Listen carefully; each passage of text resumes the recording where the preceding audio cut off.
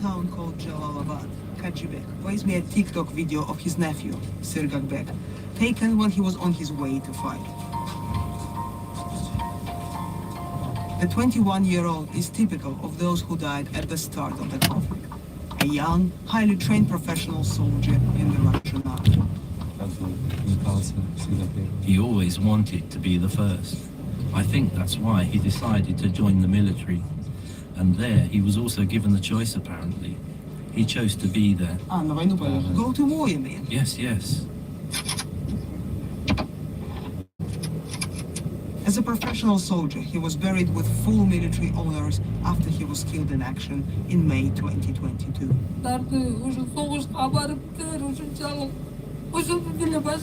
But 6 months later, in a nearby village, there was no military funeral for Ayan, even though he also died fighting for Russia. His mother tells me that's because he wasn't a professional soldier, but a prisoner serving a 7-year sentence for assault. He had signed up to fight for the mercenary group Wagner, hoping to win his freedom in return for 6 months on the front line. Bana сообщение geldi. Balamız öldü, şunday. A man called and told me that my son died fighting in Ukraine. I was shocked. I asked, how come my son is even at the war? Did my son die for nothing? Am I going to cry until the end of my life? The deaths of Sirgakbek and Ayan show how Russia's war has changed. In the first 3 months of the conflict, it lost large numbers of professional soldiers like Sirgakbek. But in the past 3 months, it's non-professional fighters like Ayan that are dying in greater numbers. Dr. Jack Wadley, a senior research fellow in land warfare at the Royal United Services Institute think tank, says this shows how Russia's war has changed. The shift in demographics in Russian losses reflects not only the fact that the Russians lost a large number of their professional troops early in the war, but also the fact that they've shifted their tactics. They now see their professional soldiers as a resource that is to be held in reserve and only used when the conditions are right. Now they are letting the brunt of that reconnaissance offensive activity being led by mobilized troops that they treat in quite a disposable way. The number of dead on our list is far higher than the one the Russian government has acknowledged. However, even our figures are not complete. We can only use the information that we find online and are sent to us by volunteers. According to our estimates, the real number could be more than twice as high. And each time I check my phone, there are new messages and alerts with the names and photos of more Russian fighters killed on the front line. Olga Ivshina and colleagues from the BBC Russia service reporting there. And as I say, if you go to the BBC News homepage now online, you can see their long, very detailed investigation into Russia's war dead.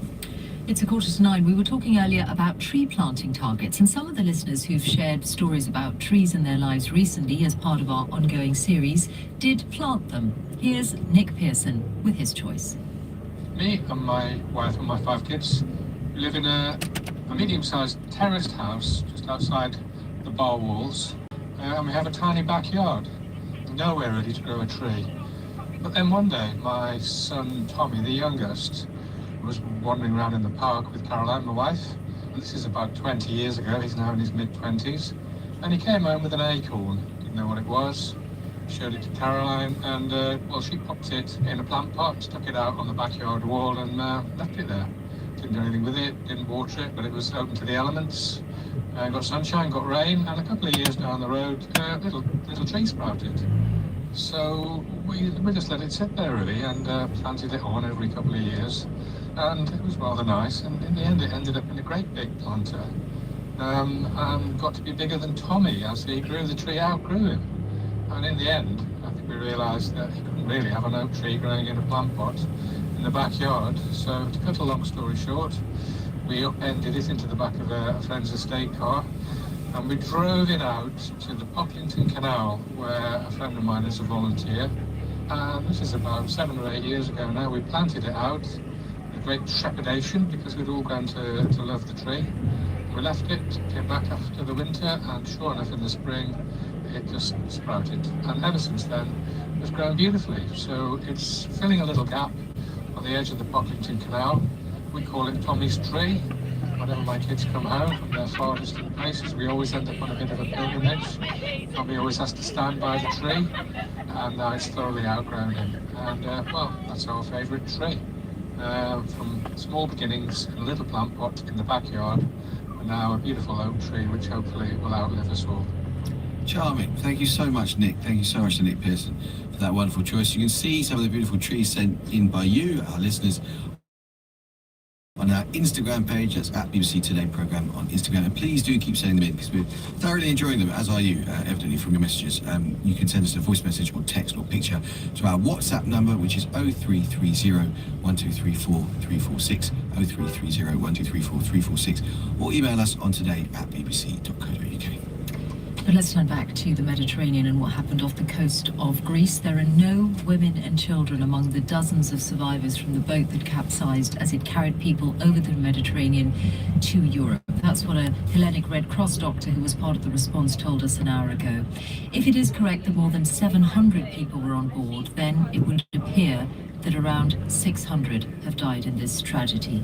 Martina Steves-Gridneff, Brussels bureau chief for the New York Times, has written a lot recently, a significant piece of work about the Greek government pushing back migrants into the sea towards Turkey.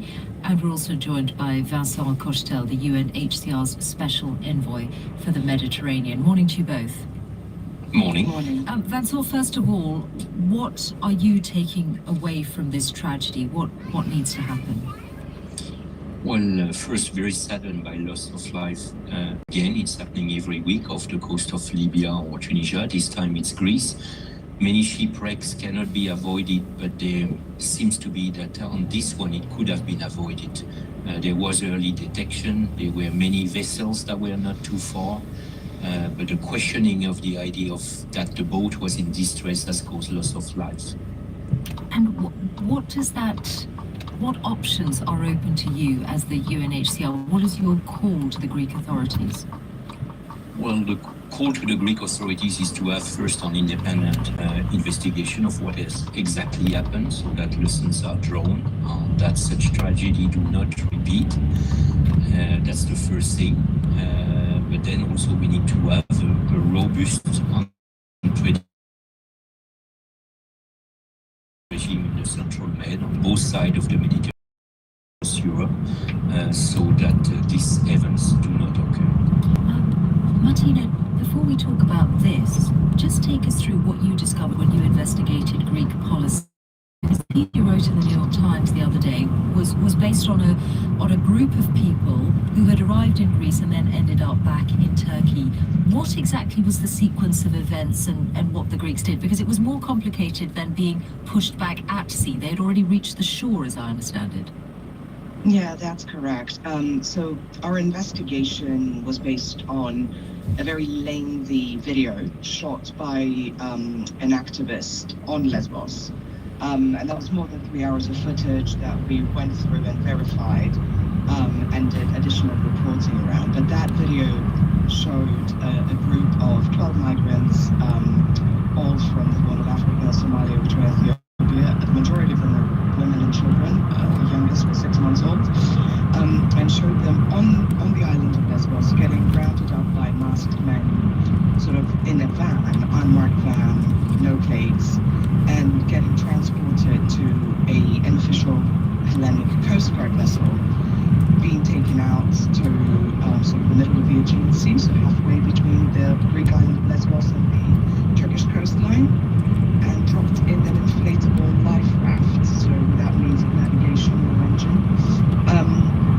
Sort of left adrift in the waters, and eventually these people were rescued by the Turkish Coast Guard, and we were very fortunate. We moved very fast and were able to locate them in a detention facility in Turkey.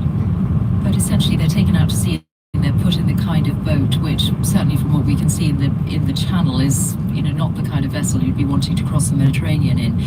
What does this tragedy then suggest to you? That do you think there was more than likely a delay in going to the rescue of this vessel because this is not the kind of thing that the Greek authorities want to do?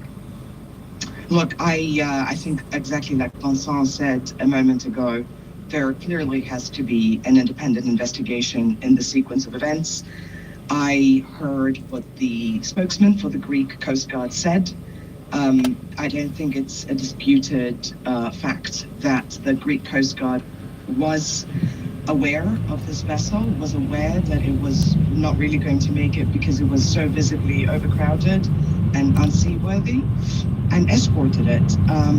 Unfortunately, it sort of doesn't seem that there was any kind of intervention. The Greek Coast Guard has indicated that certain people on the vessel told them that they didn't want to be rescued because they wanted to get to Italy. I don't think any of those people were the seemingly hundreds of women and children that were stuck in the hold of that vessel. So there needs to be an investigation as to the sequence of events. As you probably know, Coast Guards have very strict protocols. There are laws that govern search and rescue. There's the law of the high seas, and it's a very proud tradition for Greeks who are a seafaring nation to support people at sea. So what we're seeing here is really a politics play out rather than... That's all. Will there be an independent investigation? Well, we hope so, because this is not an isolated incident. That's a large tragedy, this one, but we've seen several coastal states like that escorting out of their search and rescue zone boats, sometimes providing water, food, sometimes even life jacket, not in this case, sometimes even refueling the boat just to make sure that it leaves their search and rescue area of operation. And this is not a responsible attitude. I mean, if there had been suspicion of drugs or weapon on this boat, would it have been stopped? Basil Koshtar from the UNHCR and Martina Stevis-Gridner from the New York Times. Thank you. Let's end the programme at 8 minutes to 9 by talking about water, and in particular the state of Britain's rivers and what we can do about it, because the River Derwent in Borrowdale in the Lakes is almost completely dry, and over the past year the plight of many of Britain's rivers has attracted more attention, partly because of concerns about what's going into them, like sewage, and partly because of what's not going into them, which is sufficient water. But there are lots of people who are trying proactively to do something about this. They include the author Tim Smedley, who's the author of The Last Drop, Solving the World's Water Crisis. I'll speak to him in a moment. But before that, Ben Eardley, who runs the River Alla Restoration Project at the National Trust's Holnicote Estate in Exmoor National Park. Ben. How you doing?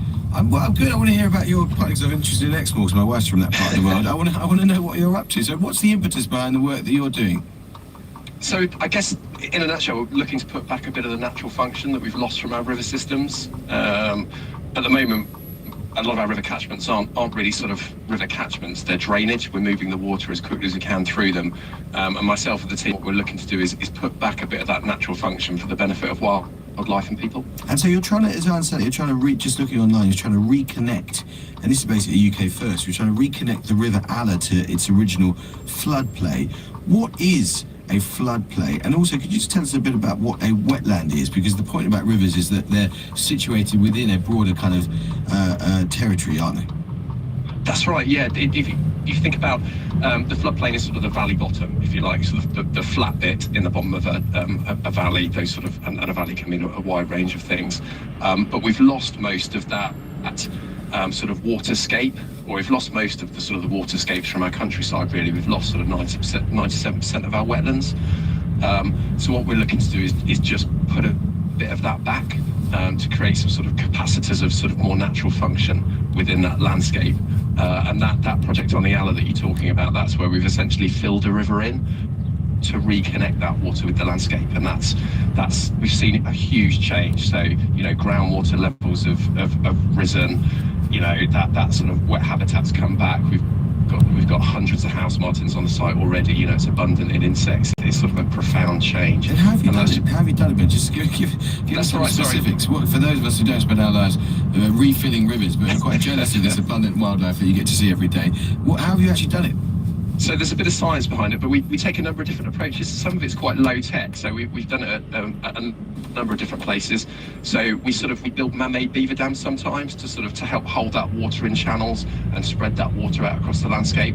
Or you can take a more active approach where you use earth-moving equipment to essentially fill in the ditch or the stream or the river, and reset that system and let the water find its own way. Okay, just before we get too cheery about your progress, let me bring in Tim Smedley. Tim Smedley's a freelance writer, but also, as I say, author of The Last Drop, Solving the World's Water Crisis. And Tim, morning, you wrote a very powerful long read in The Guardian this week, which included the sentence, "Not a single one of England's rivers is classified as being in good ecological health." So the context for what Ben is saying is that we do have a big problem, don't we?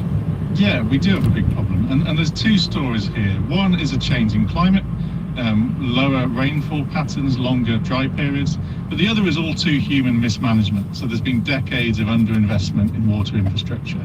And the last major reservoir in England was built over 30 years ago now. So we do need new reservoirs. But as I discovered in my book research, the answer goes beyond just engineering upgrades. So it comes into, there's someone I paraphrase, to paraphrase someone I quote in the book, building new reservoirs doesn't get you more water in the same way as opening more bank accounts doesn't get you more money. So it all comes down to what we're paying in and how much we're taking out. And paying in means how resilient our natural systems are, and doing exactly the type of work that we just heard about from Ben, reconnecting rivers with floodplains and paying that water in essentially into our groundwater below. And I was reading this long essay in The Guardian. It's very powerful, lots of quite urgent statistics in there, Tim. And it included this sentence, which I realised, frankly, I didn't fully understand. You said the world isn't running out of water, people are. What does that mean? Because a lot of our listeners might sort of instinctively say, hang on a second, 70% of the Earth's surface is water. Where's the problem? Yeah, the water cycle is changing. So when I'm saying the Earth isn't running out of water, the same amount of water has always been here and is just shifting around in different ways. But the way we're shifting it around is problematic. So we're over pumping groundwater, over abstracting aquifers to the point that ground level is collapsing in some parts of the world. And then we're flushing it out to sea, essentially. So we're overusing our engineered systems, and we're underappreciating our natural systems. Okay, and briefly give us this Medley manifesto for fixing some of this. We've heard a bit of it from Ben Eardley, but give us a checklist of the things you think we need to start doing urgently. Yeah, well, we need to totally redesign our water system. We need a nature-based solution system on a national scale. So we canalised and dredged our rivers and disconnected them from groundwater. That's failing. So now we need to renaturalise the system with restored rivers, reconnected with floodplains and wetlands, allowing water to seep down into groundwater. That also means nature-friendly farming, no-till farming, cover crops. And I'm really glad Ben mentioned beavers. Beaver reintroductions are great. They do a lot of this work for us. They rewild rivers for us, essentially. So we need to start working with nature, not against it. And Ben, presumably you would say that the prize here, I mean, I know you're professionally engaged in this, so this is not the toughest question ever asked on the Today programme, but the prize that you're describing, Ben, is incredibly exciting because in actually quite a short space of time, you are able to see a massive impact on the ecosystem and the return of really exciting wildlife. I think so. It's about, as Tim touched on, developing resilience in the landscape, but I think it's important not to vilify land managers or farmers, because if we can work with them and sort of tweak the way we do things, bring back a bit of those sort of nature-based solutions that Tim alluded to, but work with farmers and land managers to deliver that, there's benefits for both sides. There's benefits in terms of wildlife and local communities, but there can be benefits in terms of sort of farming and that land management as well. Well, presumably they're very keen to be involved. We've got to leave it there, guys. But Ben Eardley, thank you very much. I think it's a cheering note on which to end. And Tim Smedley, author of The Last Drop, Solving the World's Water Crisis. Thank you both very much indeed for coming on. That is it from us for this morning. Our editors today were Dan McAdam and Serene Baines. The studio director was Ben Andrews. And after the news, you'll be able to hear the latest Desert Islandist. From all of us on the programme, have a very good day.